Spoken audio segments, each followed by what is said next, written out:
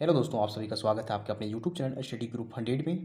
तो हमारा आज का टॉपिक है अभाज्य गुणनखंडन कैसे करते हैं, यानी कि प्राइम फैक्टराइजेशन कैसे करते हैं। तो क्या मेथड होता है, चलिए हम लोग सीखते हैं। तो किसी भी संख्या का अभाज्य गुणनखंडन करने का क्या अर्थ है।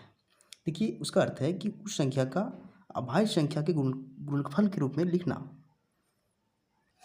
तो अगर हमारे पास क्वेश्चन हो कि अभाज्य गुणनखंडन करें संख्या 120 और 625 का, तो चलिए इस क्वेश्चन को सॉल्व करते हैं।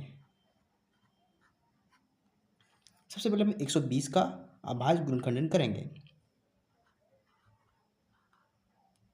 तो हम इसे किस मेथड से बनाएंगे। देखिए, इसमें क्या करना है कि हमें अभाज्य संख्या के गुणनफल के रूप में लिखना है। इसलिए हम क्या करेंगे, अभाज्य संख्या से ही हम भाग देंगे, ताकि जब भी हम उसे गुणनफल के रूप में लिखें तो यही संख्या है।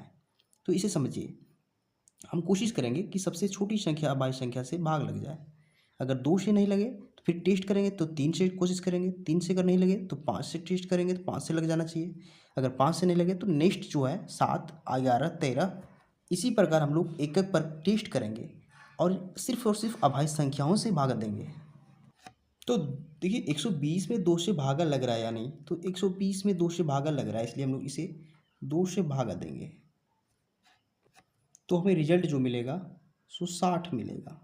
अब फिर से कोशिश कीजिए, क्या टेस्ट करने पर 2 से भागा लग रहा है, तो जी बिल्कुल 2 से भागा लग रहा है, इसलिए हम 2 से फिर से भागा देंगे, तो रिजल्ट हमें 30 मिलेगा।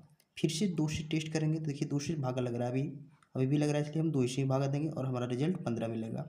अब देखिए, यहाँ 2 से भागा नहीं लग रहा है, तो हम अगली छोटी अभाज्य संख्या जो है तो 3 से भागा देंगे। तो हम यहाँ 3 से भागा देंगे तो हमारा रिजल्ट आएगा 5। अब देखिए, हमारे पास सबसे लास्ट में यानी कि शेषफल के रूप में 5 आ चुकी है, जो खुद एक अभाज्य संख्या है। तो हम इसे इस 120 को इन इन संख्याओं के गुणनफल के रूप में इसे लिख देंगे, यानी कि इस 120 को इस प्रकार से लिख देंगे, 2 गुना 2 गुना 2 गुना 3 गुना 5, 2 गुना 2 गुना 2 गुना 3 गुना 5। तो ये होता है अभाज्य गुणनखंडन करना, क्योंकि इस गुणनफल में देखिए सारी संख्याएं अभाज्य संख्या हैं, यानी कि अभाज्य संख्याओं के गुणनफल के रूप में लिखना। तो 120 को हम लोग अभाज्य संख्याओं के गुणनफल के रूप में लिख चुके हैं। अब हम लोग नेक्स्ट 625 का अभाज्य गुणनखंडन करेंगे। तो चलिए, तो देखिए 625 में 2 से भागा लग रहा है, यानी कि सबसे छोटी अभाज्य संख्या से भागा लग रहा है, तो जैसे 2 से इसमें भागा नहीं लगेगा। फिर 3 से ट्राई कीजिए, 3 से भी भागा नहीं लगेगा, क्योंकि इसके अंकों का योग 3 से भागा नहीं लग रहा है। अब हम 5 से कोशिश करेंगे, तो 5 से भागा लग रहा है, क्योंकि 625 में सबसे लास्ट की संख्या 5 है, वो 5 से कट रही है, इसलिए 625 में भागा लग रहा है, तो हम लोग 5 से ही भागा देंगे। तो हमारा रिजल्ट आ रहा है 125।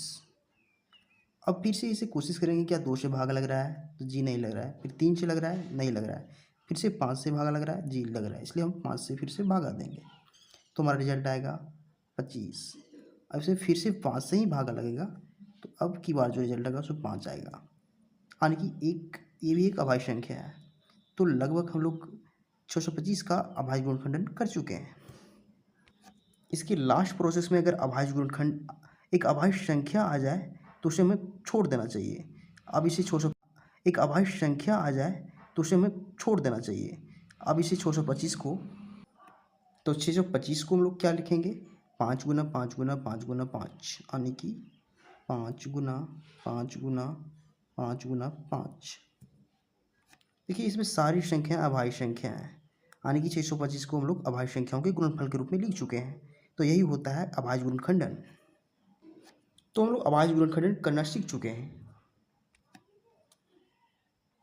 तो अगर आपको ये मेथड समझ में आता है तो वीडियो को लाइक कीजिए, कमेंट कीजिए एंड चैनल को सब्सक्राइब जरूर कीजिए, क्योंकि आपके सपोर्ट से ही हमें मोटिवेशन मिलता है और इस तरह का वीडियो हम बनाते रहेंगे। Thank you.